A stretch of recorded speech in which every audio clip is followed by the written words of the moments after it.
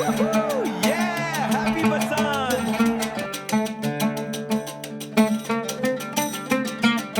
अस्सलाम वालेकुम। लाहौर को पाकिस्तान के सकाफती और तारीखी मरकज़ के तौर पर जाना जाता है।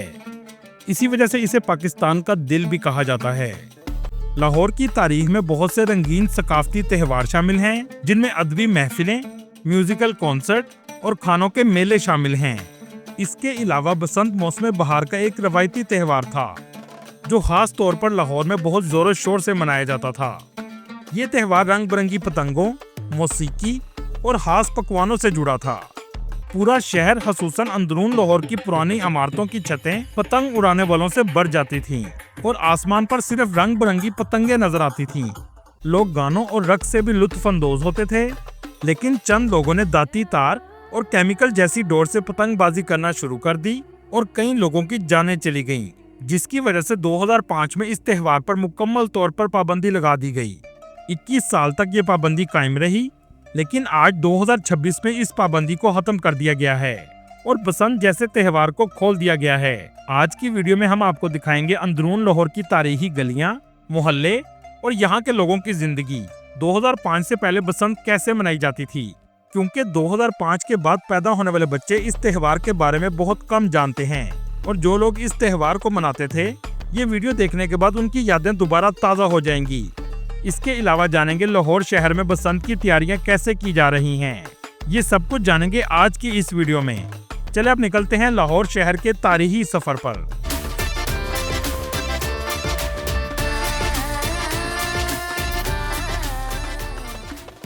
सबसे पहले आपको बताते हैं कि ये बसंत का त्यौहार कैसे शुरू हुआ।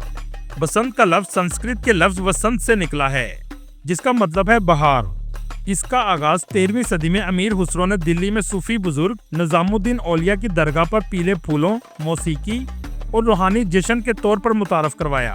17वीं सदी में लाहौर रंजीत सिंह के कब्जे में था। इसी दौर में 10 से 12 दिन की अवामी छुट्टी दी जाती थी, जिसमें पीले कपड़े पहने जाते थे और पतंगबाजी का बाकायदा आगाज हुआ। इसी वजह से ये त्यौहार सबसे ज्यादा सूबे पंजाब में अहम समझा जाता था और इसी तरह इंडिया के पंजाब में भी लोग ऐसे ही पूरे जोशो खरोश से मनाते थे। आज इस त्यौहार को दोबारा जिंदा किया गया है। पूरे लाहौर में इसकी तैयारियां जोरों शोर से जारी हैं। लिबर्टी चौक और नहर को बहुत खूबसूरती से सजाया गया है। यहाँ तक कि बसों को भी सकाफती रंगों से सजा दिया गया है। महकमे ट्रांसपोर्ट के मुताबिक लाहौर की ट्रांसपोर्ट को मुकम्मल तौर पर फ्री कर दिया गया है। आप बसंत के दिनों में बगैर पैसों के सफर कर सकते हैं। 2 दिनों में पतंगों की 34 करोड़ की खरीदारी की गई है। मुल्क भर के दूसरे शहरों से भी पतंग और डोर लाने का सिलसिला भी जारी है। लाहौर शहर के मोची गेट का हजूम आप देखकर हैरान रह जाएंगे। लोग बड़ी तादाद में पतंगे खरीदते हुए नजर आएंगे। बसंत के लिए अंदरून लाहौर पतंगबाजी का सबसे बड़ा गढ़ समझा जाता है। इन तंग गलियों में ऐसा रश है जैसा मुफ्त में पतंग और डोरें बांटी जा रही हैं। डिमांड ज्यादा होने की वजह से रेट भी बहुत ज्यादा कर दिए गए हैं। सबसे ज्यादा रौनक भी आपको लाहौर शहर के 13 दरवाजों के अंदर नजर आएगी, क्योंकि मुगलिया दौर में लाहौर की आबादी सिर्फ इन 13 दरवाजों के अंदर ही रहती थी।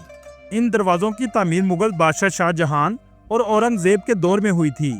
इन दरवाजों का मकसद लाहौर शहर को दफाई लिहाज से मजबूत बनाना था, लेकिन आज ये शहर चारों इतराफ में फैल चुका है, जिसकी आबादी 1 करोड़ 70 लाख के करीब है और ये दुनिया के सबसे गुंजान आबाद शहरों में आता है। लाहौर शहर का कुल रकबा 1772 मुरब्बा किलोमीटर है। लाहौर के लोगों को खुश मजाज और खुश एहलाकी की वजह से जिंदा दिलाने लाहौर भी कहा जाता है। ये शहर इंडिया के बॉर्डर के करीब वाक़या है और बसंत जैसा त्यौहार बॉर्डर के दूसरी तरफ भी ऐसे ही मनाया जाता है, खास तौर पर इंडिया के शहर अमृतसर में। चलें अब आपको दिखाते हैं 2007 से पहले बसंत कैसे मनाई जाती थी। बसंत से पहले हर कोई पतंगों की खरीदारी में मसरूफ होता था। मोहल्ले की दुकानें गुड्डों और पतंगों से बड़ी होती थीं। बसंत से कुछ अरसा पहले ही सारी रात पतंगों की तैयारी की जाती थी। अंदरून लाहौर में कारखाने सारी रात चलते थे। इन पतंगों को बनाना किसी भी हुनर से कम नहीं, जो हर कोई नहीं बना सकता था। खुली जगहों पर डोर तैयार की जाती थी। माया, रंग, मोम और शीशे के पाउडर से डोरों को मांझा लगाया जाता था। पहले तो सिर्फ पिन्ने बनाए जाते थे, बाद में चरही का रवाज शुरू हुआ। 1 तवा, 1.5 तवा, 2 तवा और ये सब मुख्तलिफ साइज में पतंग और गुड्डों के नाम हैं। बसंत के दिन से पहले ही रात को ही त्यौहार का आगाज हो जाता था। औरतें मजेदार खाने बनाती थीं और पूरी फैमिली के मर्द हजरात छतों पर होते थे। सबकी नजरें आसमान पर रहती थीं। कोई डोर खींच रहा है, कोई पतंग लूटने पर नजर रखकर बैठा है और कोई पेचा लगा रहा है। और सबसे फेमस लफ्ज का इस्तेमाल बहुत ज्यादा किया जाता था, जो था बो काटा। मतलब जब दूसरे की पतंग को काट दिया जाता था तो पूरी छत पर खुशी का अलग ही मंजर होता था। आसमान खूबसूरत पतंगों से भरा हुआ नजर आता था। स्पीकरों का भी खास इंतजाम किया जाता था। हाथों पर टेप लगाई जाती थी ताकि जख्मी होने से बचा जा सके। छोटा बूढ़ा जवान सबके लिए एक बहुत बड़ी इंटरटेनमेंट थी। इस पूरे खेल में पेचे के वक्त सबसे ज्यादा पतंग पर नजर टिकी होती थी और हाथ में पसीने आ जाते थे। ये सबसे ज्यादा टेंशन वाला वक्त होता था। लेकिन जब दूसरे की पतंग कट जाती थी तो खुशी का आलम ऐसा होता था जैसे दुनिया की सारी खुशी मिल गई हो।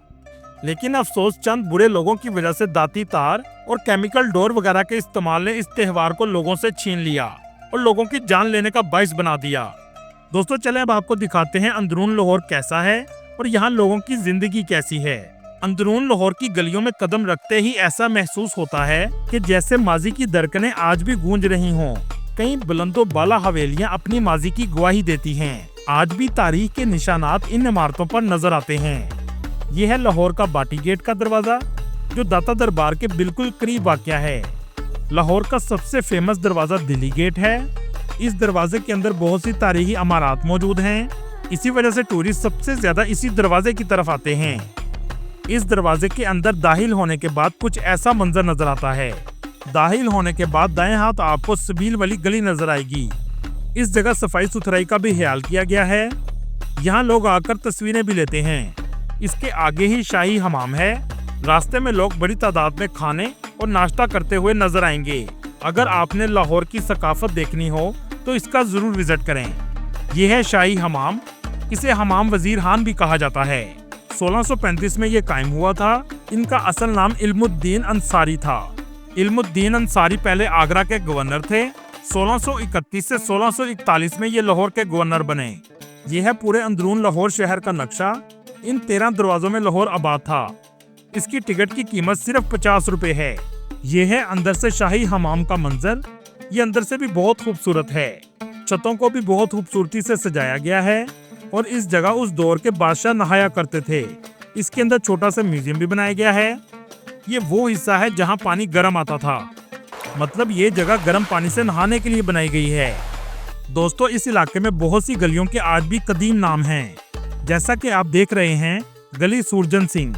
इन तंग गलियों में आज भी तारीख जिंदा है और यहाँ लोग आज भी आबाद हैं। ये इतनी तंग है कि एक वक्त में सिर्फ एक शख्स ही गुजर सकता है। इतनी तंग होने के बावजूद दुकानें भी बनाई गई हैं। इन तमाम घरों में लोग रहते हैं। ज्यादातर लोग एक दूसरे के रिश्तेदार हैं। यहाँ के लोग सादा जिंदगी गुजारते हैं। आसमान इन गलियों में ना होने के बराबर नजर आता है। इस जगह आपको अलग ही दुनिया नजर आएगी। लगेगा ही नहीं कि आप लाहौर में घूम रहे हैं। ऐसा लगेगा जैसे तारीख में चले गए हैं। मूलिया दौर के कुछ कुएं आज भी मौजूद हैं, जिनको महफूज रखा गया है। ये कुआं इमारतों की चौथी मंजिल तक पानी फराहम करता था। इसे फव्वारे वाली बैठक कहा जाता है। इस आसारे कदीमा को आज भी अच्छे तरीके से रखा गया है। ये घर 500 साल से भी ज्यादा कदीम है। आज इसकी मलकियत एक प्राइवेट आदमी के पास है। उस दौर में ऐसे पंखे हुआ करते थे और ये फव्वारा उस दौर में भी मौजूद था। चलें अब आपको दिखाते हैं वजीर खान की मस्जिद, जो उस दौर की बहुत खूबसूरत मस्जिद थी। मस्जिद के बाहर बहुत सी छोटी छोटी दुकानों के स्टॉल लगाए गए हैं। नक्शो नगार इस मस्जिद में बहुत ज्यादा किया गया है। इस खूबसूरत नक्शो नगार को देखकर इंसान की अकल दंग रह जाती है। इस मस्जिद को 1641 में बनाया गया था। वजीर खान मस्जिद के आगे रास्ते को कश्मीरी बाजार कहा जाता है। कश्मीरी बाजार से गुजरने के बाद आपको एक सुनहरी मस्जिद नजर आएगी, जो अंदर से भी दिलकश और मुनफरिद है। ये छोटी सी मस्जिद है। इसके 3 गुंबद सुनहरे रंग के हैं। इसके आगे ही शाही किला और शाही मस्जिद हैं। इसके अलावा मस्ती गेट और कश्मीरी गेट को भी यहीं से रास्ता जाता है। यह है कश्मीरी गेट। इन दरवाजों के आमतौर पर नाम डायरेक्शन की वजह से रखे जाते थे। अंदरून के खाने भी लाजवाब हैं। शाही किले के साथ फूड स्ट्रीट बनाई गई है, जहां लजीज और मजेदार खानों के रेस्टोरेंट देखने को मिलेंगे।